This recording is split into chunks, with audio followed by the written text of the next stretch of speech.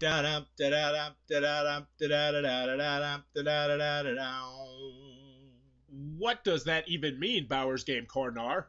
Hi there, YouTube! I'm back again today for another game preview, another special Kickstarter preview. Today I'm very excited for checking out Pick the Lock from Portal Dragon. This is for 2 to 4 players, ages I'd say about 7 plus. It'll take about 10 to 15 minutes to play. And in Pick the Lock, well, you're going to be trying to pick, lock, guess numbers, and get delicious treasure. This is a micro game where you're going to be trying to have the most treasure at the end of the game. There's going to be different treasure cards. Let's open it up and check it out. Alrighty then, we're going to take a look at what you're going to get inside of Pick the Lock. Before we get started, I do want to mention this is the promotional copy I have in front of me, so take everything you see here with a grain of salt. So in Pick the Lock, what you're trying to do is you're going to be trying to guess numbers in order to gain treasure. Now there's numerous different kinds of treasure. You're not going to be using all these treasures. So each game is going to have a variable kind of feeling because you're going to randomly pick out treasure. At least most of the time you will.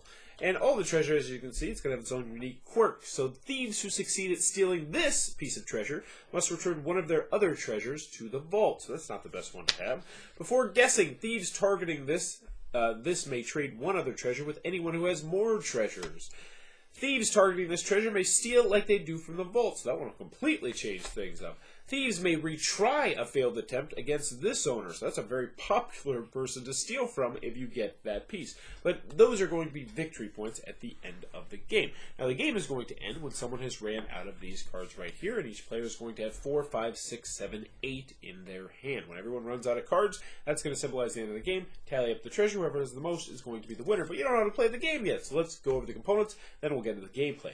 Now before I get started, I do want to mention everything here is the promotional copy, so take everything you see here with a grain of salt. So first and foremost, we have our handy dandy little rule cards. There are 4 of them. They're double-sided, and it's a pretty simple game, so these will help you learn how to play the game. You might have to come back once or twice if you want to do some different variants, or if you would like to play, or if you forgot how to differentiate between stealing from the vault and stealing from another person. So on your typical turn, let's go over what you're going to do. The first option is to discard a card from your hand or return one treasure card to your vault. You're not going to do this too terribly often, so I'm going to mention it first because the option that you're going to take the majority of the time is try to steal from either the vault or steal from another player. So when you want to steal from another player, from the vault, what you're going to do is you are going to target a treasure from the vault. So you might say, I'm going to try and steal this top treasure card right here. And then you're going to look through your hand, and then you are going to pick a number. So you have numbers 4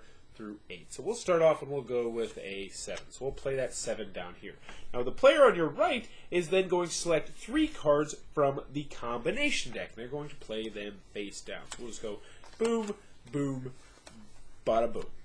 And now it is your turn to try and guess what one of these 3 cards is. You know it has to be lower than a 7. I probably should have made sure. Yep, that's a terrible example because one of those is higher than a 7. There we go. So now I'm going to try and guess what one of these 3 cards is. If I can succeed, then I'm going to be able to pick the lock, and I will be able to have earned that piece of treasure. So I'm going to guess a 4. Let's flip it over. And unfortunately, I did not earn a piece of treasure because there's no 4. So these cards would all go back. These cards right here would go back, I should say. And then your 7 is going to be discarded from the game for the rest of the game, and it would be someone else's turn. Now let's pretend that I had a piece of treasure later on, and this guy over here wanted to try and steal my treasure instead of stealing from the vault on his turn. So when you first start off, of course, you're going to do the obvious thing, and you are going to pick a number. So we'll just pick a 5 this time. So I'm going to be setting out a 5, and I'm trying to steal this diamond from the vault. Now, stealing from someone's vault is much more difficult than stealing from the safe, because once you've already stolen it, obviously you're going to take very good care of it. So now what they're going to do is they're going to pick another, or one number, and only one number, that is lower than this number, so from 1 to 5. So we'll just say, okay, we're going to pick this number right here. We'd set it face down. And now it is the yellow guy's job to try and guess exactly what this number is. And so he would say, I think it's a 3.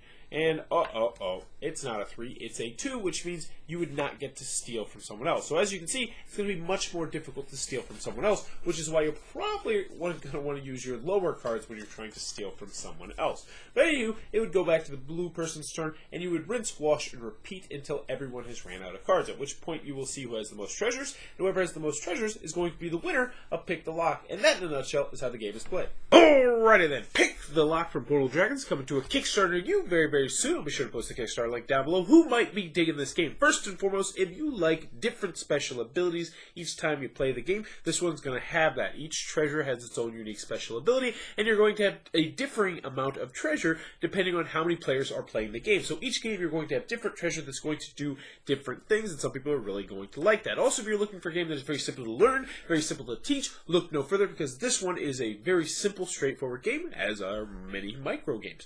Last but not least, if you're looking for a game on the cheaper side, this one is definitely going to fit that bill, as they are billing it at, I believe, $10 is what they said. So that is pretty dang cheap, especially when you consider that includes shipping. So that is Pick the Lock, currently on Kickstarter, or very, very soon to be on Kickstarter. Be sure to check out the Kickstarter link down below. It looks like it might be your cup of tea. If you enjoyed this preview, please be sure to click on the subscribe button down below, and in the comments below, let me know what is the most valuable thing that you have ever stolen. For me personally, I stole a TV once. Yeah, it was back in the day. It was actually like a little micro TV, like back we used to have the antennas. It was like this small. I stole it from a campground. I was like 10 at the time. I was a bad kid. What do you expect? But what's the most valuable thing that you've ever stolen? Let me know in the comments below. And as always, thanks for your time, YouTube.